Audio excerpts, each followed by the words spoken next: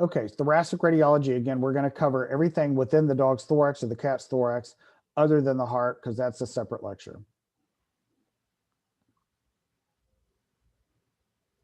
Okay, so what's in there that we have to cover? We have to cover evaluation of the mediastinal spaces. There's 3 of them inside the thorax. We have to evaluate the bony thorax, so the ribs and the vertebrae around the thorax.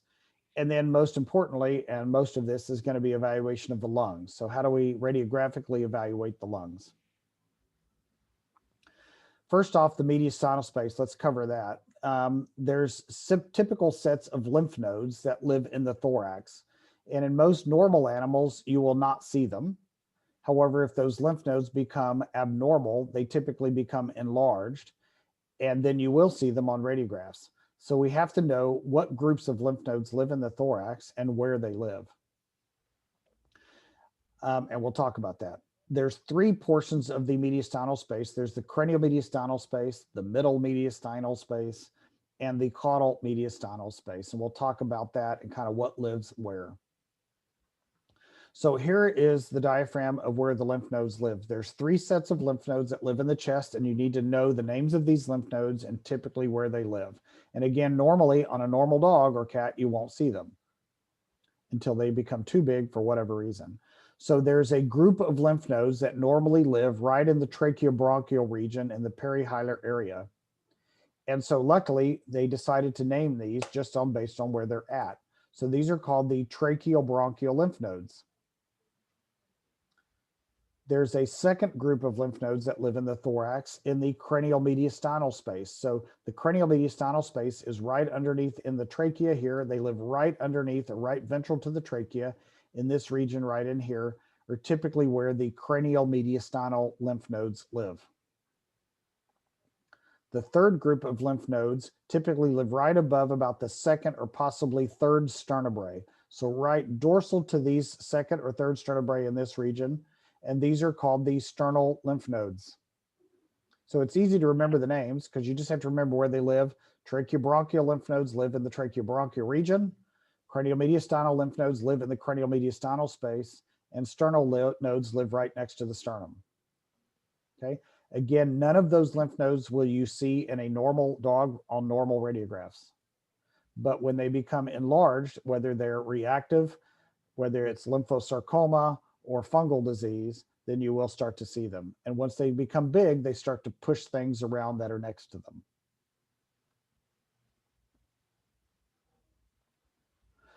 Okay, the cranial mediastinal space is this area right in here, kind of between the thoracic inlet and where the heart sits. So what is inside the cranial mediastinal space in this area? Well, the trachea is, okay?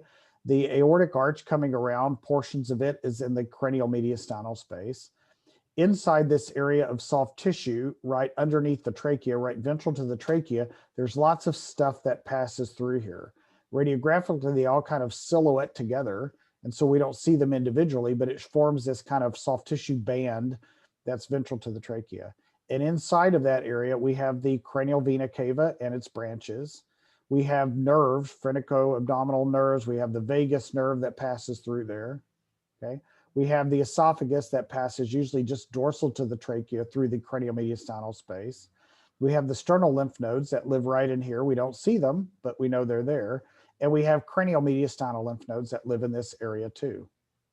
Okay, so all of this stuff lives in the cranial mediastinal space. In the middle mediastinal space, the big E obviously is the heart.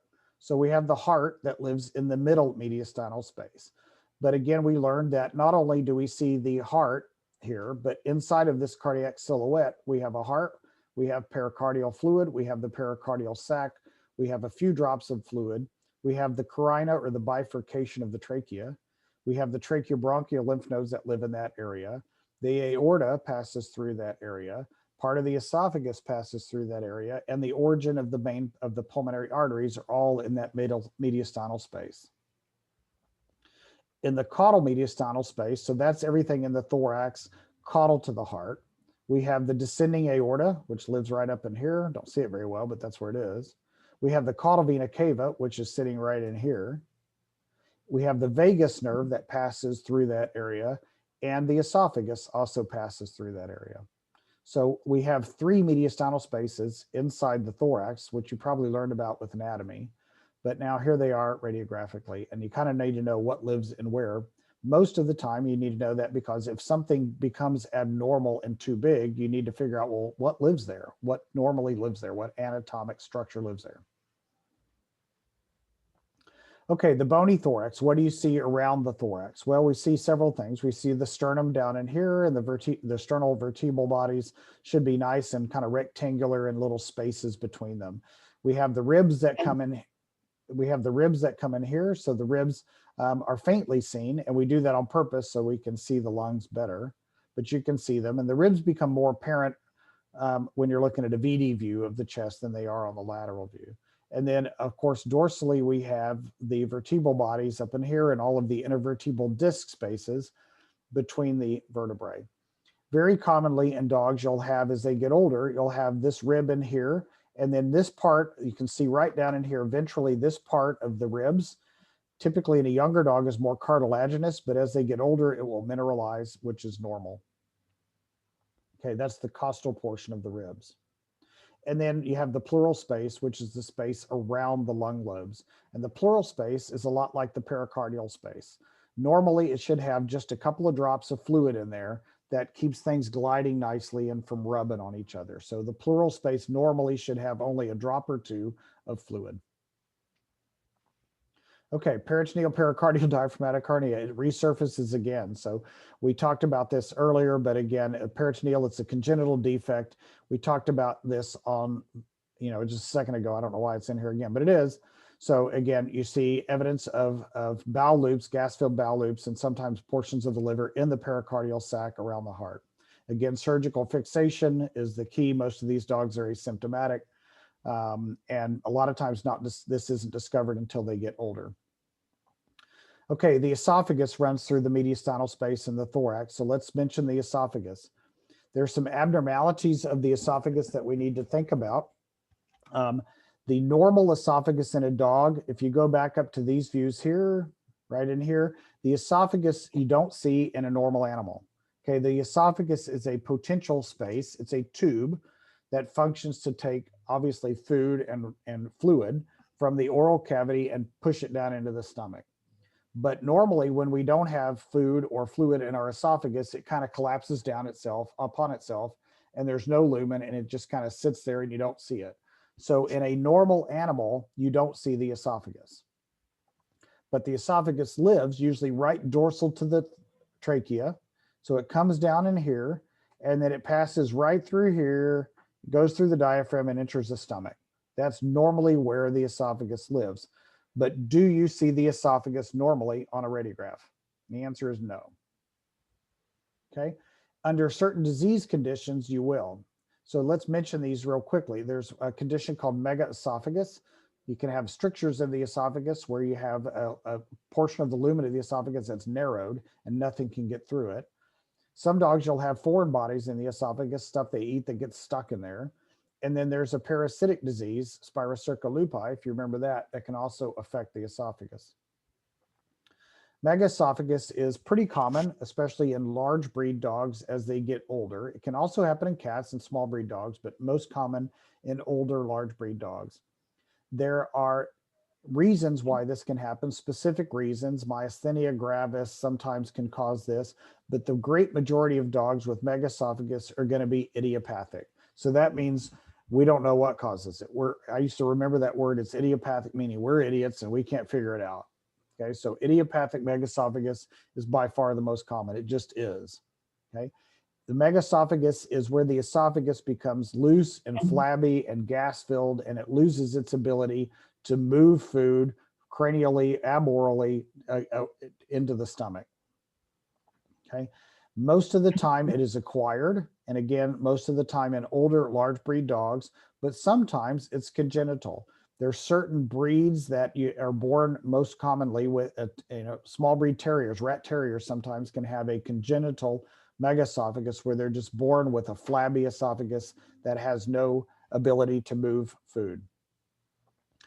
Obviously, the clinical signs you see with animals with megaesophagus are going to be weight loss, and the reason for that, they're emaciated because they can eat and they're hungry. It's really sad. They're very hungry, but they can't move the food from their oral cavity into their stomach. And so it tends to just hang out in the esophagus and they end up regurgitating it. And because of that, a lot of times they get a lot of aspiration pneumonia. So here's a dog that has megaesophagus. So again, just to orient you, trachea is right in here. Here's our heart. Heart looks nice and normal in appearance.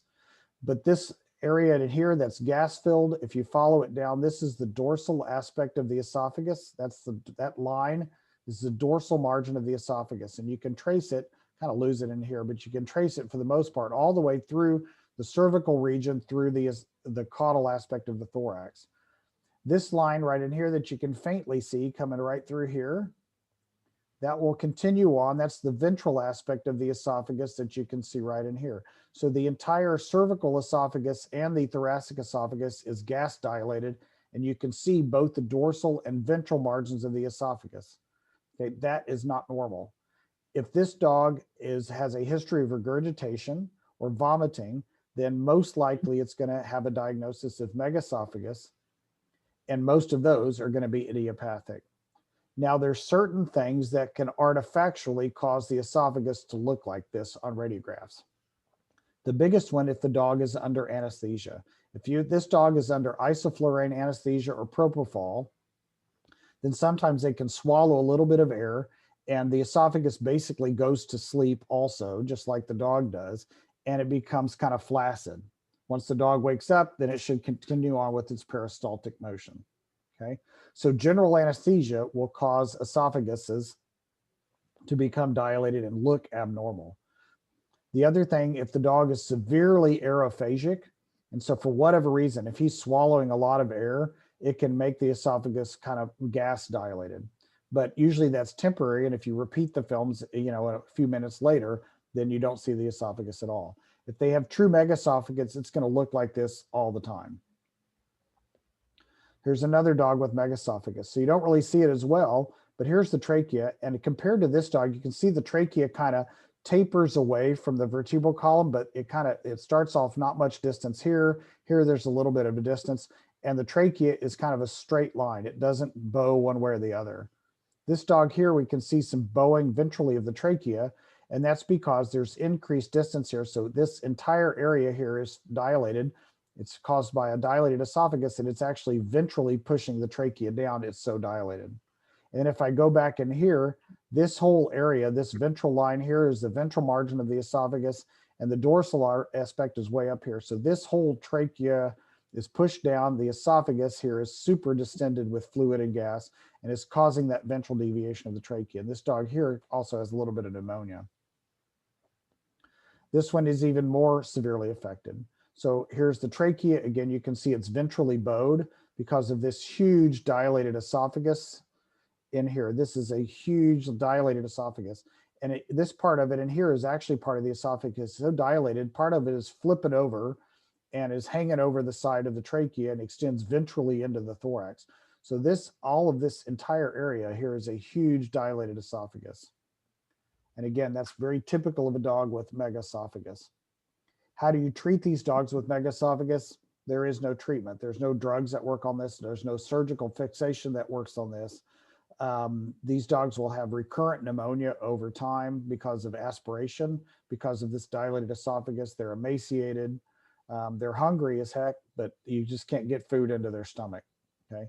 The only thing that people will do for these dogs is you have to keep them on antibiotics for the most part, because they're going to constantly get pneumonia over and over and over again. And you feed them from an elevated platform. This problem, I'm not a physician, but I don't think in people, I've never heard of this problem. And some of that is because we walk upright. And so we don't really count on the esophagus to have peristaltic motion, because our food, once we eat it, goes into our stomach due to gravity. It just goes down there, falls down due to gravity. In animals that walk on four legs and they're more horizontal to the earth, then they don't have the effect of gravity. And so they rely on the function of the esophagus to propel food from the oral cavity into the stomach. And this condition is they lose that function. Okay, big dilated esophagus again here on the VD view, and some abnormalities in the lungs, which we'll talk about. Esophageal strictures is kind of the opposite of megaesophagus. However, an esophageal stricture or a focal narrowing of the esophagus can lead to dilated esophagus cranial to that area, which kind of looks like focal or regional megaesophagus. The most common esophageal stricture you'll see is in a young animal, and it's a congenital defect again, shades of embryology, where you have a persistent right fourth aortic arch. So persistent right aortic arch, PRAA. And in these dogs, if here's a cartoon, it's a congenital abnormality that forms by an abnormal blood vessel that is persistent as the dog gets older. And that abnormal blood vessel that comes across kind of to the aorta down to the pulmonary artery goes right around the esophagus and will constrict it. And so in these dogs, you'll have a severely dilated esophagus cranial to the constriction caused by the persistent right fourth aortic arch. And the esophagus caudal to the level of the heart base is normal. So in these particular dogs, this is a horrible radiograph, but it gets the point across. They gave contrast, and this esophagus here is contrast filled, and the esophagus is huge. It's really dilated until it goes right up to the aortic arch, right at the level of the heart base. And you have this focal severe constriction. After that, this is a little bit of contrast that makes it a little bit of fluid contrast into the caudal thoracic esophagus. Once it gets past here, it can move into the stomach, and you can see contrast in the stomach. But the problem is getting it from here to here because of this constriction. If you catch these dogs early enough and make the diagnosis, then surgically you can go in and relieve that constriction. You can fix that abnormal blood vessel and tie it off, and then that will allow food to flow through the esophagus.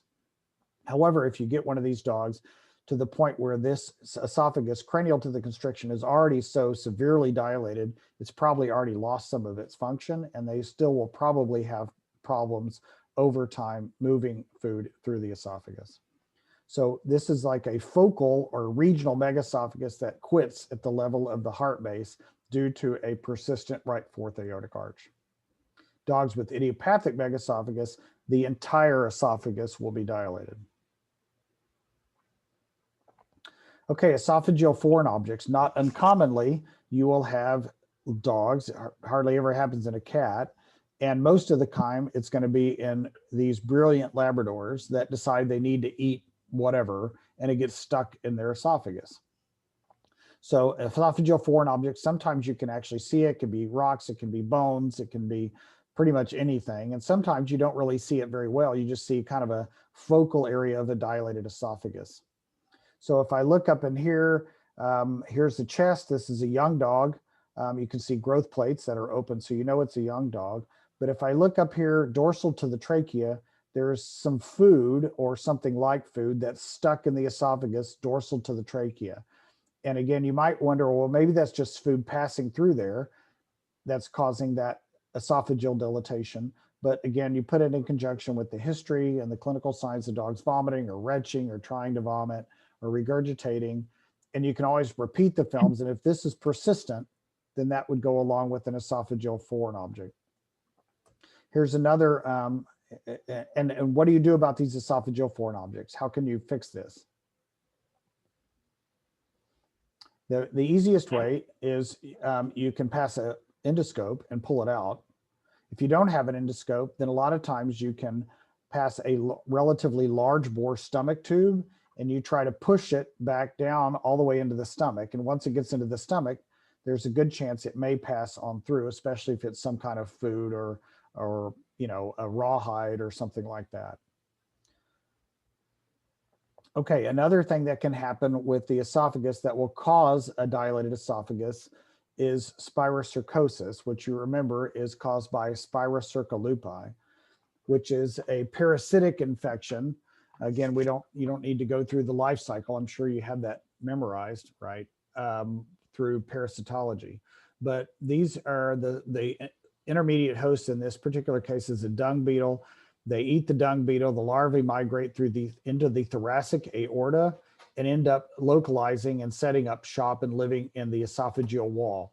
Again, that is a noble question you should keep on your list to ask when you get to heaven. And you can say, hey, God, why do dung beetles, number one, why is it a dung beetle? And number two, why does Spirocirculupi like to live in a dog's esophagus? That's just kind of weird, okay? So the result of that is you get this thickening of the esophageal wall and these granulomas that form, which causes a mass, and now nothing can get through the esophagus because you got this huge granuloma living in the esophageal wall. This animal was given contrast, so you can see there's a little bit of barium contrast cranial to the esophagus and this big mass, and a little bit makes it through caudal to that area, but you got this huge Spirocirculupi granuloma that's living in the esophagus. Pretty rare. Okay, now we're going to venture off and we're going to talk about lungs. So if you remember, how many lung lobes does a dog have? And can you name them? You should probably be remembered to do that. So just a reminder, the dog has a right cranial lung lobe. They have a right middle lung lobe. They have a right caudal lung lobe. They have a left cranial lung lobe, but that's the weird one in a dog and a cat. The left cranial lung lobe is subdivided into two parts. So they have a cranial subsegment of the left cranial lung lobe, and they have a caudal subsegment of the left cranial lung lobe. And then they also have a left caudal lung lobe, and then they have an accessory lung lobe. So you need to understand that, and you probably should go ahead and commit to memory, if you haven't already, the names and parts of the lung lobes in a dog and a cat. Fortunately, they're the same. Okay, so what is the lung made out of? It's made out of a matrix of lungs, which basically is a scaffolding of fibrous interstitial tissue that supports the lung and supports what's inside the lung. That is really the business of the lung, which is the little bronchi and the alveoli. Inside the lung, also you have pulmonary vessels, pulmonary arteries and veins that penetrate into the lung to supply deoxygenated blood to the lung, go through the alveoli, pick up some oxygen, and then get transported back to the heart, okay? Typically, the lung in animals is going to be very radiolucent or almost black in appearance on radiographs. Inside the airways of the lungs, you have the trachea obviously coming down, and the trachea then bifurcates into two bronchi, which then continue to bifurcate, and you'll get a major bronchus that goes into each of the lung lobes. So you have a bronchus that goes to the right cranial lung lobe, you have a bronchus that goes to the left cranial lung lobe, and so on, okay? In a normal animal, you see the airways, you can see the edges of the trachea, and typically you'll only see the edges of the big, large diameter bronchi in the perihilar region or tracheobronchial area, okay? Once you start getting the peripheral bronchi, they become so small and so faint peripherally in the lungs, way out in the edges of the lungs, you typically will not see a normal bronchi, a little bronchi. Also inside the lungs, you have pulmonary vessels. You have pulmonary arteries and veins, which we're going to spend some time on here in just a second. Typically, those pulmonary arteries and veins should be larger in diameter where they originate, which is in the, near the heart. And as they taper and move out into the periphery of the lungs, they should taper nicely and become smaller and smaller and smaller, where they give off secondary branches and tertiary branches.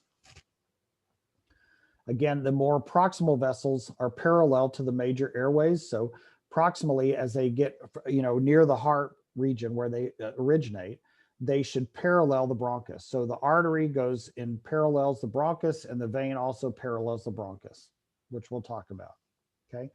Another rule is that at any given level away from the heart, the pulmonary arteries and the pulmonary veins should be about the same size. So the arteries and the veins should be the same diameter. The arteries should be bigger around than the veins, and the veins should be bigger around the arteries.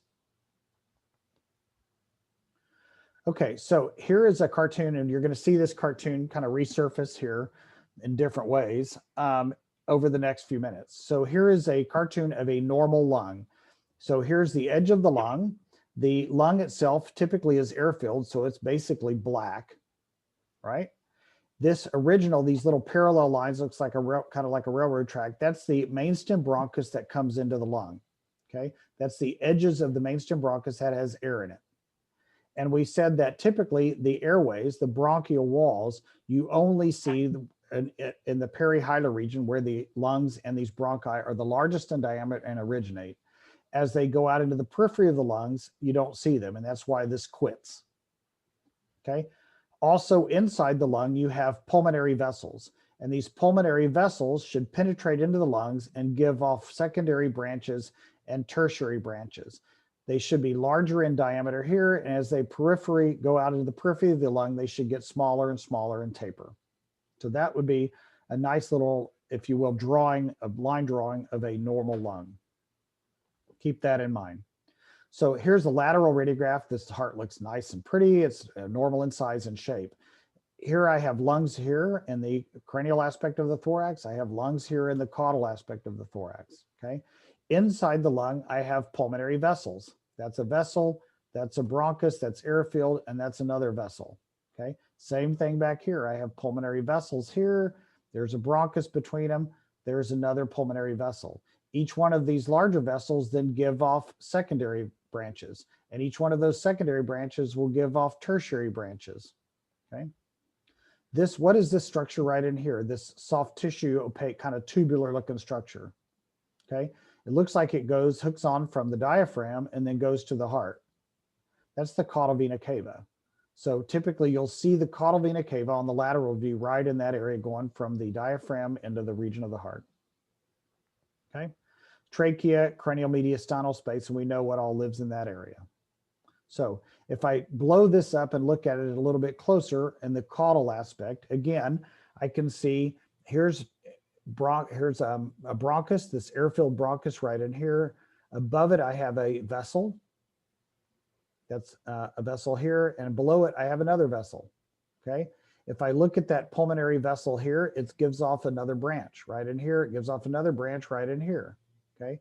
And those little branches then will give off secondary branches and so on until they get so small you can't see them.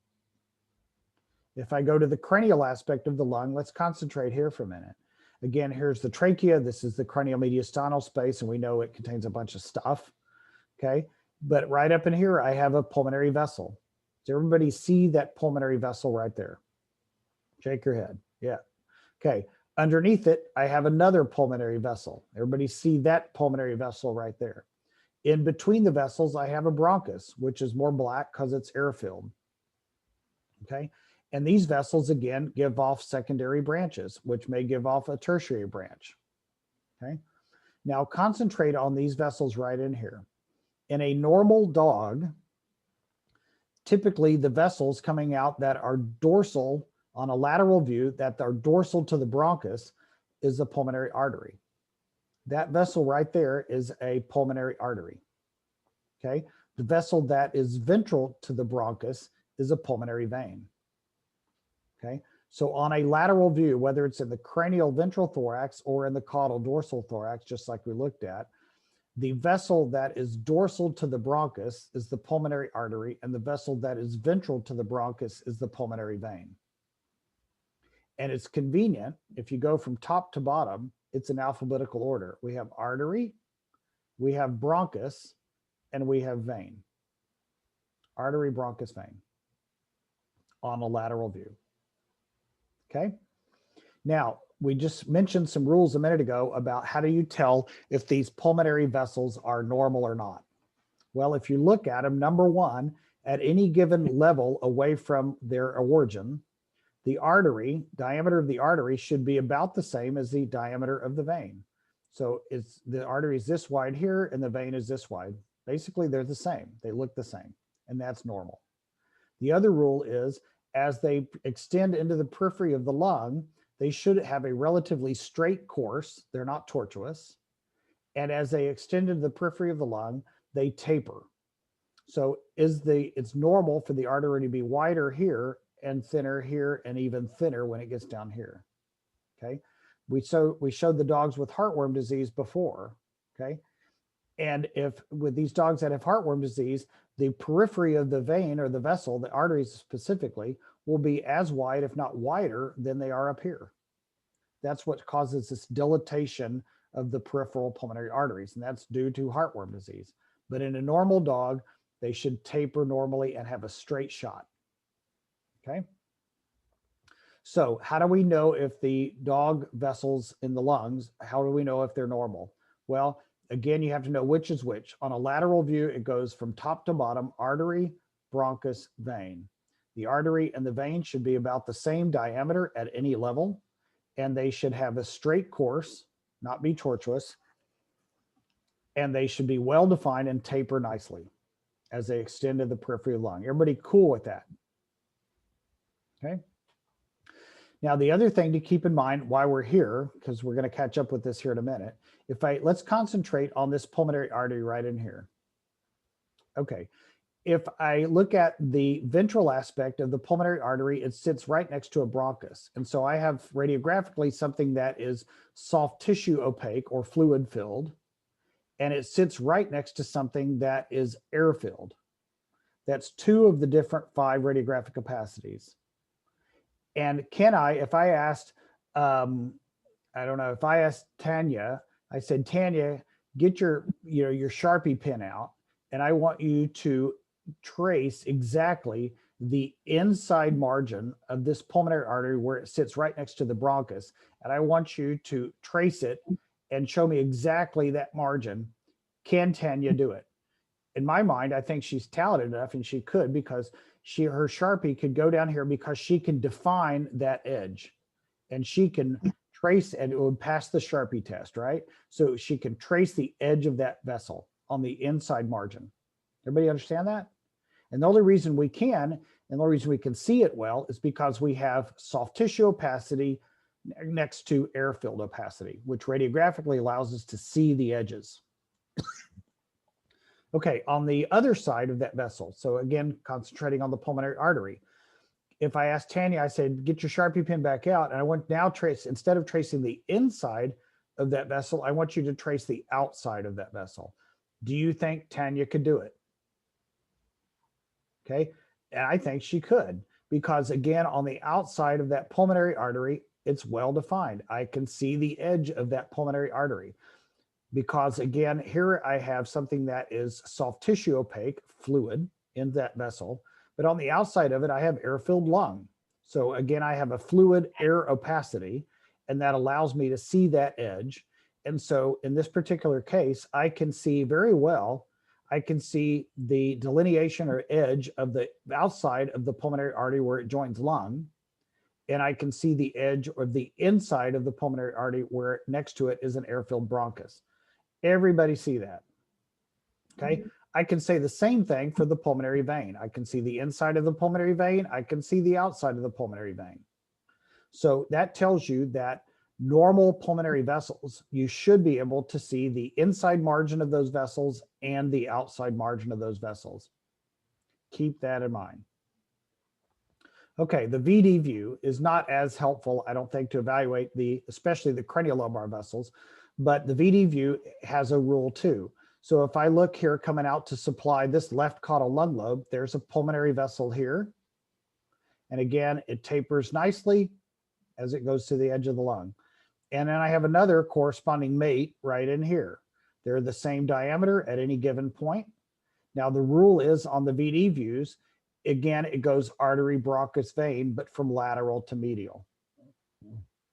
So this vessel here is a pulmonary artery. Right next to it is a bronchus that's air-filled. And just medial to that is a pulmonary vein. So artery, bronchus, vein as I go lateral to medial. Over here, it would be the same way. They're not as well defined, but this would be a pulmonary artery. There's a bronchus right there, and here's a pulmonary vein right next to it. So artery, bronchus, vein on the VD view, lateral to medial. The same thing, same rules apply to these vessels. They should be the same diameter at any given point. They should have straight lines and taper normally and give off branches where they extend into the periphery of the lung. Okay, I don't know what I'm going to try to say there, so we're going to skip that. Okay, here's a cat. So cat's kind of the same thing in a cat. The same rules apply in a cat. You should be able to see the artery, bronchus, and vein going into the lung here, and the artery, bronchus, and vein going into the caudal dorsal lung. Same thing on the VD view. Again, here's another example of a cat here. This artery, as opposed to the cat that had heartworm disease from another lecture, this pulmonary artery here is tapering nicely and it's not dilated. Now, if I want to be more specific and I wanted to say, what is the name of that vessel, the exact name of that vessel, then we know it's a pulmonary artery because it goes artery, bronchus, vein. So we know it's a pulmonary artery. What lung lobe is it supplying blood to? Is it extending into? It's going into the right caudal lung lobe, right over here. So we can name that and we could say that's the right caudal lobar pulmonary artery. Okay. Again, old cats their heart tends to lie down on the sternum. We talked about that in a previous lecture, and they get this prominence of the aortic arch and they can get this aortic knob. Again, that's not abnormal. That's very common finding in an older cat. Don't confuse that with pathology.